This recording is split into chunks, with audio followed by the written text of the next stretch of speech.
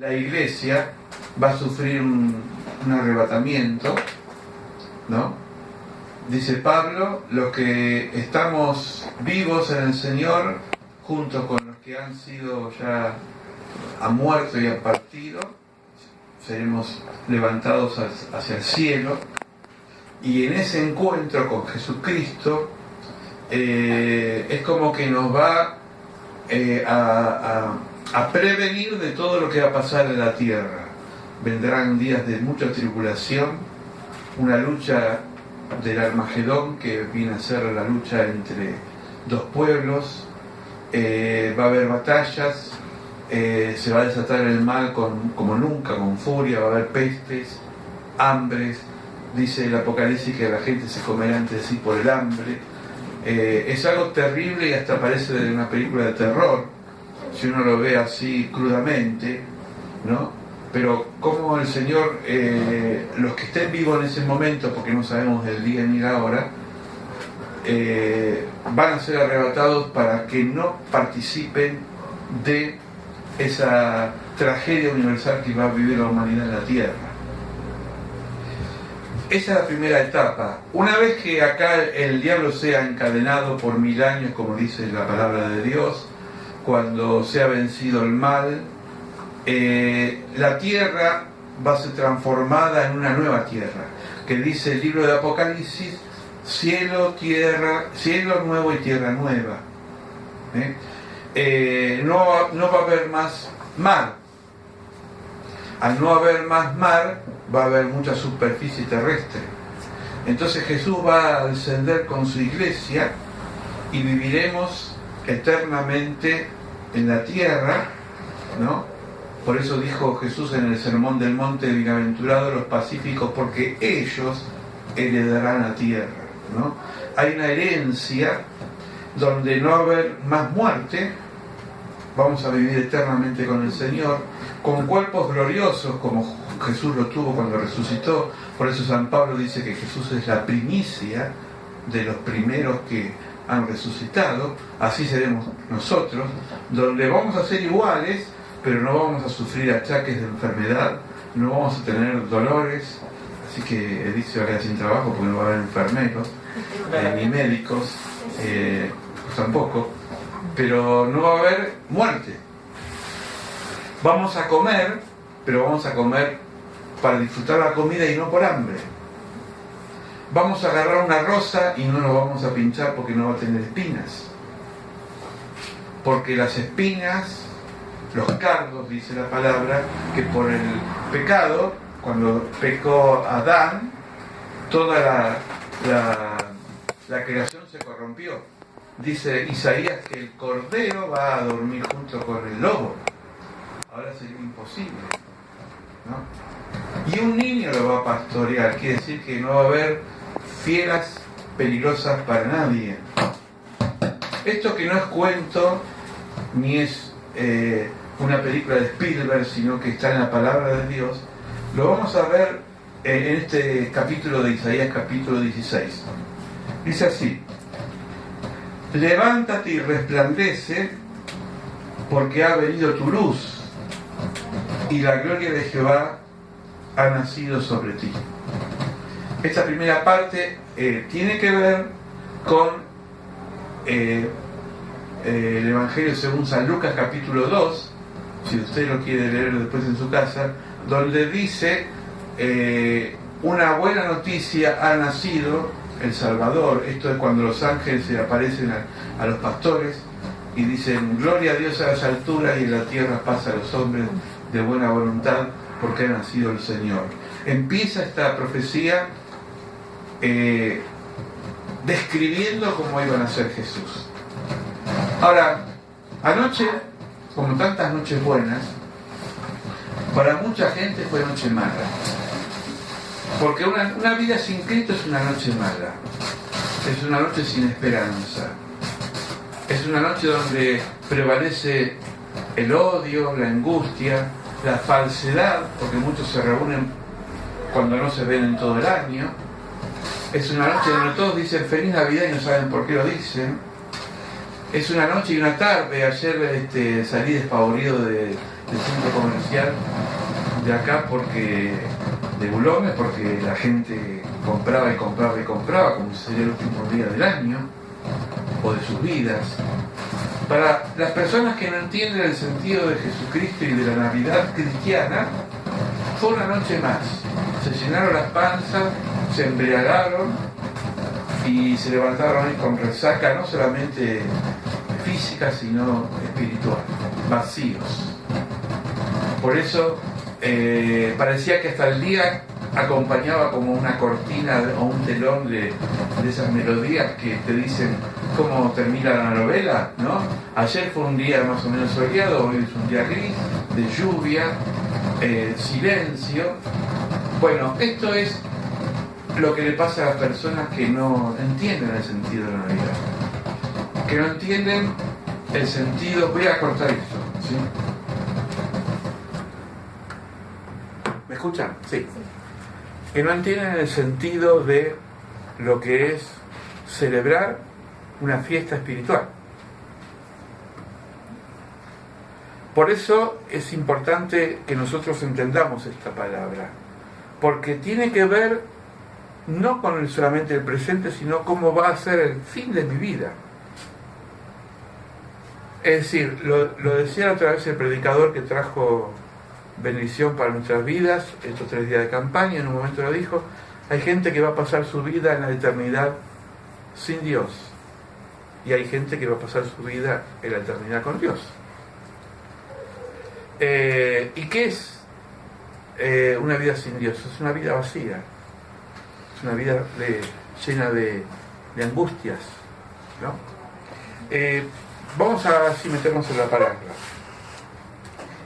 Dice: porque he aquí que tinieblas cubrirán la tierra y oscuridad las naciones, mas sobre ti aparecerá Jehová, y sobre ti será vista su gloria. Y andarán las naciones a tu luz, y los reyes al resplandor de tu nacimiento. Aquí está anunciando de cómo iba a ser el nacimiento de Jesús. Pregunto, si ustedes leen el Evangelio de Mateo, dice que había un rey que se llamaba Herodes, y ese rey no sabía lo que estaba pasando. Todos pensaban que el rey era Herodes, pero nadie sabía que el rey de reyes estaba naciendo.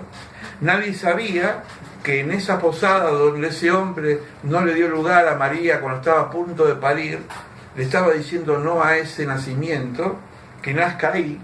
Pero como nunca se puede parar un parto, sobre todo cuando Dios quiere parir, Dios siguió su misión y parió en medio de animales, en un pesebre. Es decir, la gente estaba como en contramano, sin saber lo que estaba pasando. Y esto se repite. ¿Por qué? Porque tenemos una realidad que es muy palpable, y es una sociedad que le ha dado la espalda a Dios. Hay 2 tipos de ateísmo. Está el ateísmo práctico, que es el ateísmo que cuestiona a Dios, pero que en el fondo cree en Dios, pero tiene muchas dudas, y entonces te dice: si Dios existiría, ¿por qué hay guerra? ¿Por qué hay niños que se mueren en la calle? ¿Por qué hay personas que sufren tragedias jóvenes? ¿No? Que es el ateo que tiene dudas, pero en el fondo tiene bronca y está con impotencia y no puede entender que si hay un Dios bueno, ¿por qué hay tanta maldad? Ese ateo es combatible, en el buen sentido de la palabra, porque detrás de esas dudas hay una búsqueda de esperanza. Pero después hay un ateísmo existencial, que es la indiferencia. Si existe o Dios no existe, a mí no me importa, dicen. ¿Qué es peor? Porque ni siquiera cuestiona. Porque ustedes saben que lo peor que nos puede pasar es que alguien no sea indiferente. Que alguien que vos querés no te salude, no te llame, te dé la espalda, te haga de cuenta que vos no existís. Porque si alguien se enoja con vos y te dice las cosas y después te abrazás y pedís perdón, bueno, es parte de la vida. Pero si hay personas que realmente sos un cero alás y no valés, eso es difícil. Eso es difícil. Todos vivimos a veces un vacío del otro, ¿no? Cuando no nos llaman para el cumpleaños, cuando no nos felicitan por una materia que aprobamos, cuando no recibimos un abrazo, es decir, ese tipo de cosas que uno espera del otro y no está, se produce un vacío, pero enseguida lo superamos. ¿Por qué? Porque los seres humanos nos equivocamos y a veces cometemos errores nosotros mismos. Pero darle la espalda a Dios quiere decir, yo no me importa si Él existe o no, mi vida sigue siendo igual. Así era la época de Jesús. Pero miren lo que dice Isaías más adelante. 4. Alza tus ojos alrededor y mira. Todos estos que han juntado vinieron a ti, tus hijos vendrán de lejos y tus hijas serán llevadas en brazos. Entonces verán y resplandecerán y se maravillarán y ensanchará tu corazón, porque se haya vuelto a ti la multitud del mar y las riquezas de las naciones hayan venido a ti. Versículo 6, acá habla de los Reyes Magos.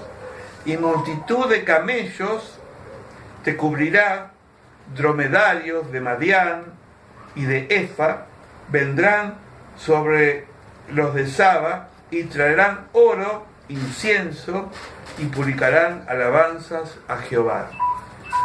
Yo no sé si, no dice la Biblia que los magos del Oriente sabían o no esta escritura, pero si atamos cabo, vemos cómo Isaías, cientos de años antes de que nazca Jesús, ya estaba profetizando, ¿qué cosa? Que iban a ser el Salvador. Hasta aquí estamos hablando de Jesús histórico, que nadie puede negar que existió. Porque aún los historiadores que no son creyentes saben que hubo un nazareno que la gente lo seguía y que muchos creían que él era el Hijo de Dios. Es decir, Jesús existió, Jesús nació, Jesús murió y para los cristianos Jesús resucitó. Amén. ¿Sí? Bueno, esto es lo que sería la primera parte de lo que ya se cumplió. Ahora vamos a ver lo que se va a cumplir.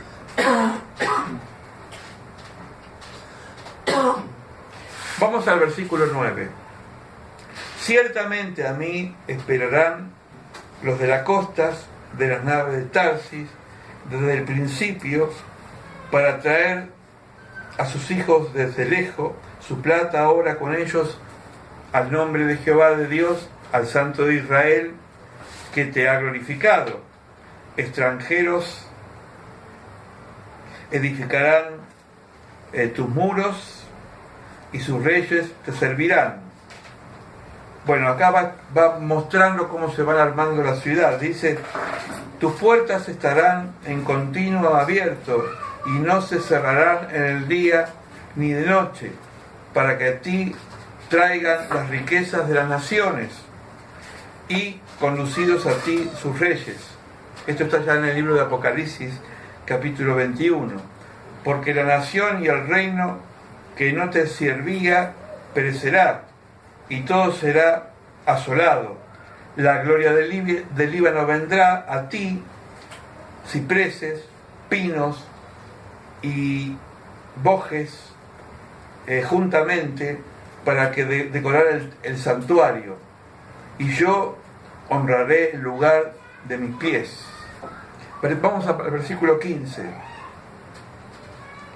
En vez de estar abandonada y aborrecida, tanto que nadie pasaba por ti, haré que serás una gloria eterna y el gozo de los siglos. Dice, y mamarás la leche de las naciones, el pecho de los reyes, mamantarás y conocerás que yo soy Jehová, el Salvador y Redentor tuyo, fuerte de Jacob. En vez de bronce traeré oro, y en vez de hierro plata, por madera bronce, y en lugar de piedras hierro, y pondré paz sobre el tributo y justicia sobre los opresores. nunca más se oirá de tu tierra violencia, cosa que hoy no pasa, porque hoy hay violencia, destrucción, ni quebrantamiento en tu territorio, sino que tus muros llamarán salvación y tus puertas alabanza. Y esto es lo más maravilloso. El sol nunca más te servirá de luz. Va a desaparecer el sol. Tremendo, ¿no? Para el día, ni el resplandor de la luna te iluminará, sino que Jehová será por luz perpetua y Dios tuyo por tu gloria. En el libro de Apocalipsis hay varias partes. La primera parte, ustedes se acuerdan que habla de las iglesias. ¿Te vas? Bueno, bendiciones. Que habla sobre las iglesias, la iglesia de Tiatira, de Sardis, de Esmirna, que eran iglesias que tenían sus partes buenas, sus partes malas. Algunas hablan de que habían perdido el primer amor, otras dicen que se había sentado en el trono de Satanás. Habla para las iglesias, ¿no?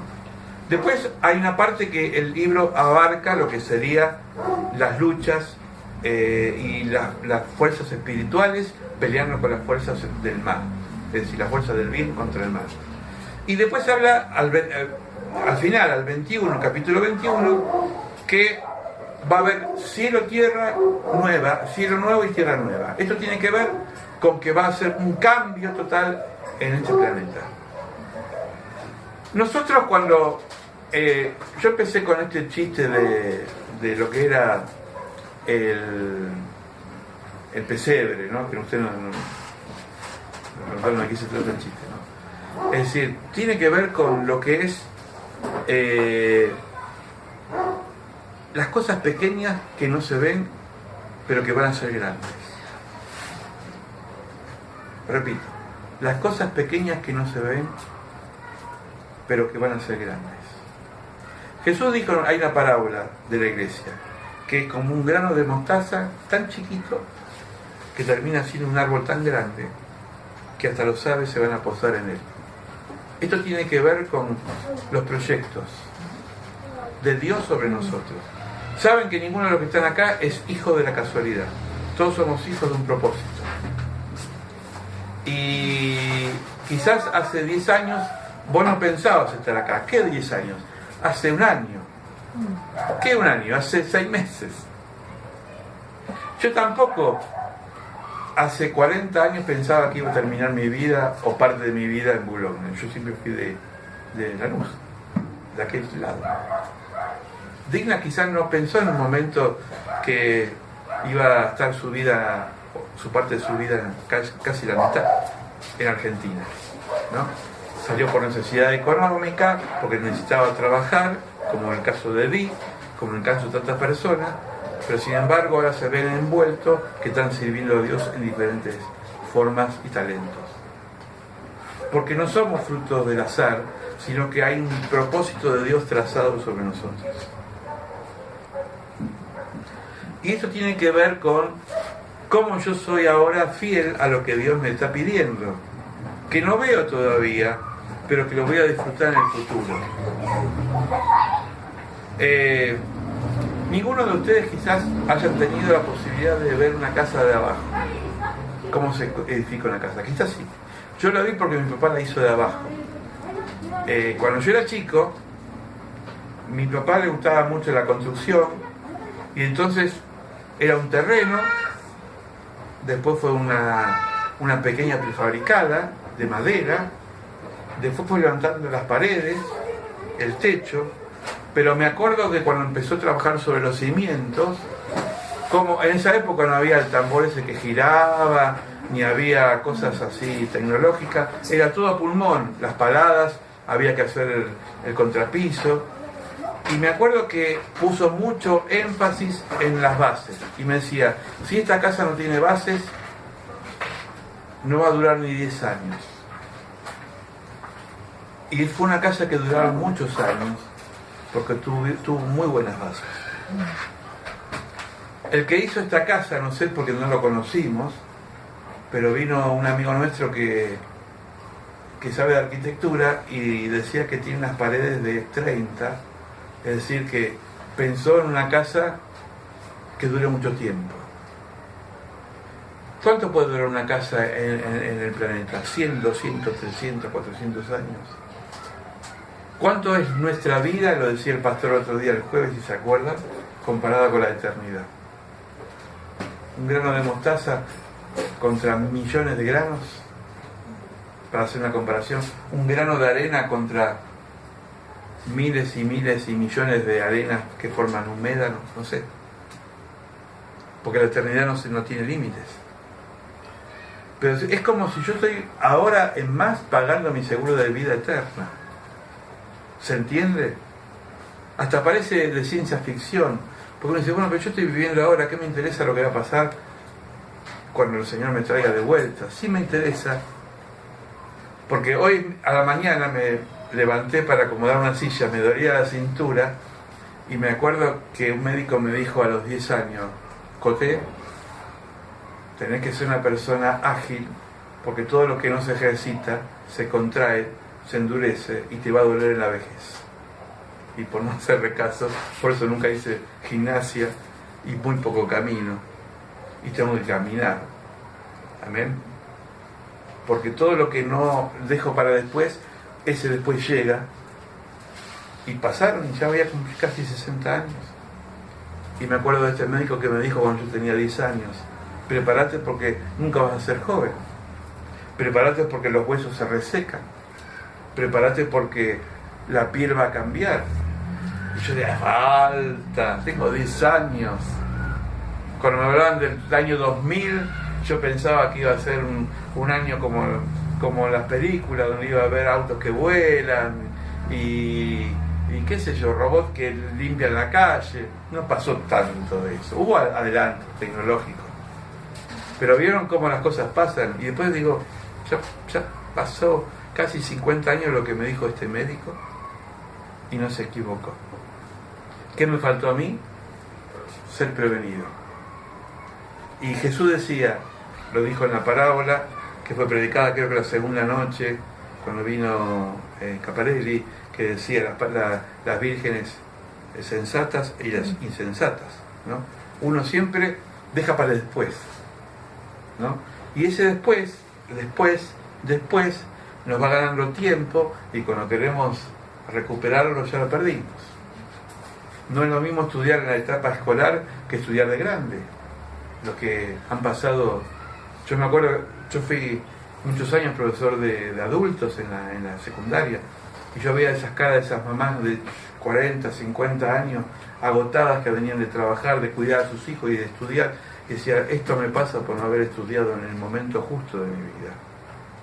Porque hay cosas que no se recuperan, se valorizan porque se esfuerza uno, pero si perdiste el tren en ese momento te va a costar más.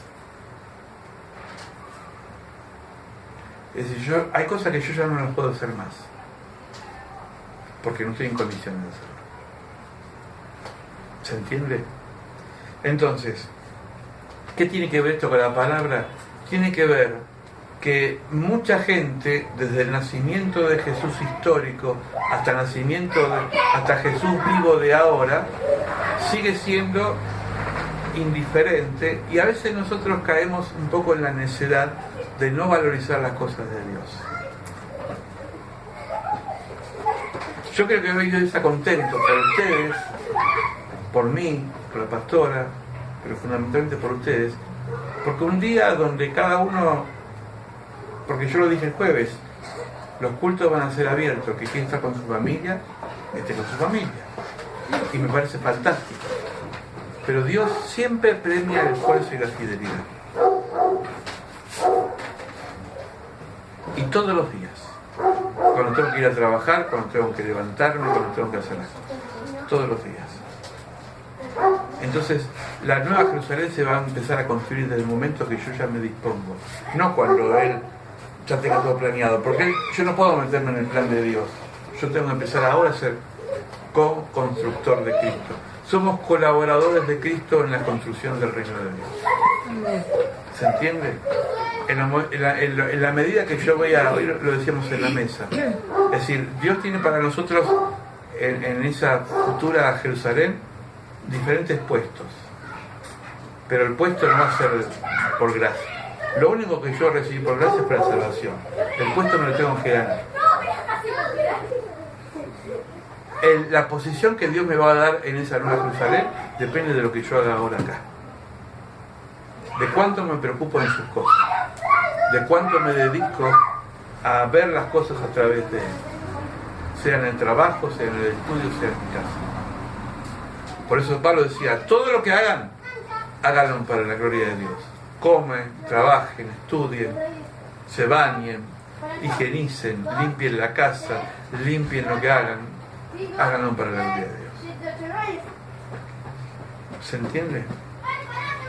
Por eso es un mensaje de esperanza, porque tenemos pensar eso. Un día nos vamos a ver en la otra vida, una vida gloriosa, y vamos a decir gracias porque pudimos entender que lo nuestro no es pasajero, es eterno.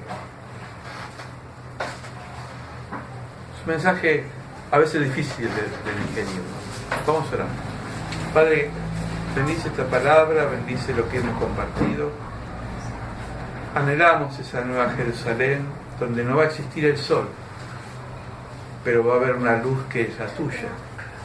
No va a haber más enfermedad, no va a haber más pestes, no va a haber más animales agresivos, violencia, muerte, porque todo va a ser cambiado por ti. En el nombre de Jesús.